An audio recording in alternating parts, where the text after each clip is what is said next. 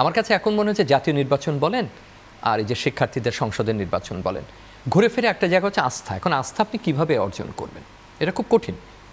একটা উপায় হতে পারে যে আপনি সব পক্ষের সাথে আলোচনা করে তাদের একটা আস্থা অর্জন, সেটা একটা প্রক্রিয়া হয়তো একটা ক্যাম্পাসে সম্ভব হতে পারে, যে সক্রিয় সংগঠনগুলোর সাথে আপনি ক্রমাগত আলোচনা করলেন, শিক্ষার্থীদের সাথে আলোচনা করলেন।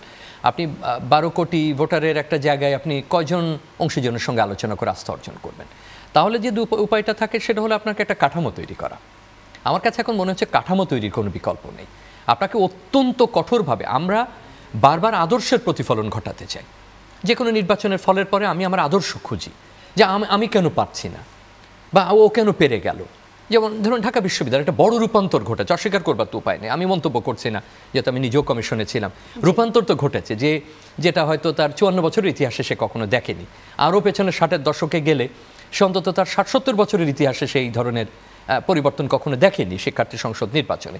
সেটা তারা বিশ্লেষণ করবেন, গণমাধ্যমগুলো বিশ্লেষণ করছেন, বিশেষজ্ঞরা বিশ্লেষণ করছেন, রাজনীতিবিদরা বিশ্লেষণ করছেন। কিন্তু মূল যে জায়গাটা, যে কাঠামো প্রতিষ্ঠা করা গেল কিনা, এখন ওই প্রশ্নের যদি আপনি উত্তর চান, আদর্শের উত্তর যদি খুঁজতে চান, রূপান্তরের উত্তর খুঁজতে চান, তাহলে কিন্তু আপনি ডাকসু জাকসু কোনো জায়গায় আপনি কাঠামোর কথা বলতে পারবেন। এবার আসেন জাতীয় নির্বাচনের ক্ষেত্রে। জাতীয় নির্বাচনকে আমরা যদি এই দুটোকে একেবারে মিরর ইমেজ হিসাবে ধরি, তাহলে এটা ভুল হবে। আমার মনে হয় যে উনিও বহু টকশোতে বলেছেন, ইতিমধ্যে আমি খেয়াল করেছি, যে জাতীয় নির্বাচনের ব্যাপ্তি, জাতীয় নির্বাচনের কাঠামো, তার গতিশীলতা আর একটা ডাকসু জাকসু রাকসু কিংবা চাকসুর গতিশীলতা তো একরকম না, কাঠামো তো একরকম না। হ্যাঁ, একটা বিষয় আপনি বলতে পারেন, যেমন ধরেন যে নির্বাচনটা আমরা করেছি, আমরা আমাদেরটা বলতে পারবো, আমরা এটা একদম জাতীয় নির্বাচনের কাঠামোটাকে ধরে একটা মডেল দাঁড় করাতে চেষ্টা করেছি। আমি আগেই বলছি এটা জাতীয় নির্বাচন না, কিন্তু ঠিক জাতীয় নির্বাচনে যেমন আপনার মেনে চলার মতো রীতিনীতি এখন দেওয়া হয়, এখানে তো আইন প্রয়োগ করা যাবে না, আপনি কাউকে আইনের মাধ্যমে একেবারে আপনি বলতে পারেন যে একটা জাতীয় নির্বাচনের একটা ক্ষুদ্র সংস্করণ। কিন্তু সেখানে অন্য চ্যালেঞ্জ আছে, সেখানে জানেন সেখানে রাজনৈতিক চ্যালেঞ্জ আছে, সংগঠনগুলোকে মেনে চলার অনেক সংবেদনশীলতা আছে। আইন শৃঙ্খলা রক্ষাকারী বাহিনী একটা মূল নির্বাচনে যেভাবে তার এক ধরনের প্রভাব রাখতে পারে, সেটা একটা ক্যাম্পাসে রাখা সম্ভব না। তো সেক্ষেত্রে এটা মিরর ইমেজ না। কিন্তু কোথায় আলোচনাটা, যেটা আমার মনে এই অনুষ্ঠানে হয়তো আমরা আলোচনা করব, সম্ভবত আমাদের যে জায়গাটা এখন প্রশ্ন জাগছে, যে এই যে তরুণদের মধ্যে যে পরিবর্তনটা ঘটলো, তার প্রভাব জাতীয় রাজনীতিতে পড়বে কিনা, এটাই তো বড় কথা। আমি উত্তরগুলো এইভাবে দিই। এরাই তো এখন প্রতিনিধিত্ব করছেন। আপনি যদি জুলাই অভ্যুত্থান বলেন, সে জুলাই অভ্যুত্থান করেছে তো ছাত্ররা, তরুণরা, সেই তরুণরা আবার বিশ্ববিদ্যালয়ের শিক্ষার্থী।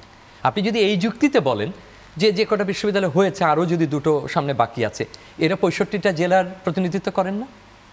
এরা বাংলাদেশে 500-600 উপজেলার প্রতিনিধিত্ব করেন না? এরা সমস্ত পরিবারের প্রতিনিধিত্ব করেন না? এরা একটা মধ্যবিত্ত শ্রেণীর প্রতিনিধিত্ব করেন না? বা যে যার অর্থনৈতিক অবস্থা আছেন তাদের প্রতিনিধিত্ব করেন না?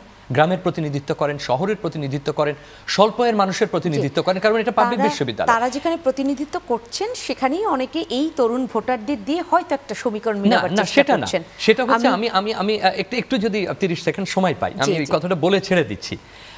ফেইলিউর ইন ন্যাশনাল ইন্টিগ্রেশন, যেটা রওনক জাহানের খুব বিখ্যাত বই, যেটা স্বাধীনতার এটাকে করে আমরা কেন পাকিস্তান ইন্টিগ্রেশনে ফেল করলো, সেই বই একটা অংশ আছে গবেষণা প্রসূত, যে 54 যুক্তফ্রন্টের যে নির্বাচনে যে তাদের জয়, সেটার সাথে 52 ভাষা আন্দোলনের সম্পর্ক কি।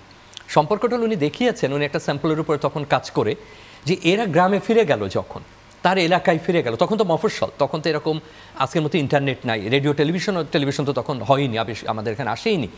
তারা আলোচনা করলো যে ঢাকা থেকে শিক্ষার্থী আসছে, তারা কি বলতে চাইছে, 52-তে কি ঘটেছে, 21শে ফেব্রুয়ারিতে কি ঘটেছে, এই যে প্রভাব, এই যে মানুষের মনোজগতের পরিবর্তন, সেই পরিবর্তন যুক্তফ্রন্টের নির্বাচনের উপরে পড়েছিল। সেটা হয়তো একটা ছোট স্যাম্পল। আপনি যদি ওই যুক্তিটাকে আজকে এখানে ফিরিয়ে নিয়ে আসেন, এই তরুণরা কি তার বাড়িতে আলাপ করবেন না? এই তরুণরা তার পরিবারে আলাপ করবেন না? তার অন্য ভোটারদের সাথে তাদের আলাপ হবে না? এই যে হাজার হাজার, ধরে নেন এই সংখ্যা বেশি না, আমি ধরে নিলাম এই সংখ্যা 2 লাখ বা 3 লাখ, কিন্তু এই 3 লক্ষ মানুষ কোটি কোটি মানুষের সঙ্গে আলাপ করবেন যে কি ঘটেছে জাকসুতে, কি ঘটেছে ডাকসুতে, বা রাকসুতে কি ঘটতে যাচ্ছে, চাকসুতে কি ঘটতে যাচ্ছে।